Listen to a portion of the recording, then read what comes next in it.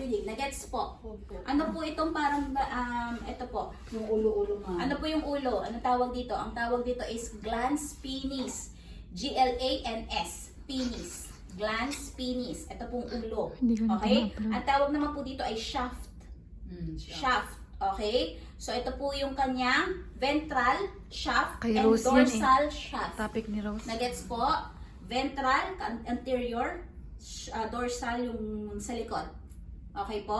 Tapos ito po ang tawag dito. Ukol-ukol mo. Ano ukol-ukol? Scrotum. Okay, scrotum. Tapos sa ilalim ng scrotum, true perineum, yung gitna.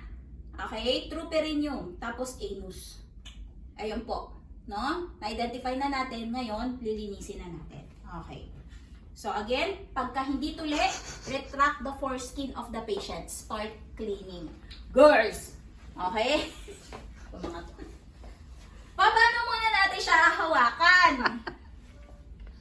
Paano natin siya hawakan? Hawakan mo, Che. Oh, ikaw pa ba? O, di Uy, pag wag. ng hawak. Kasi Sige, upload ko to ikaw, sa- Joanne. Ay, pahahawakan, ma'am. Oo. Bongga, di ba? Salong-salo. O, ikaw, Nikki.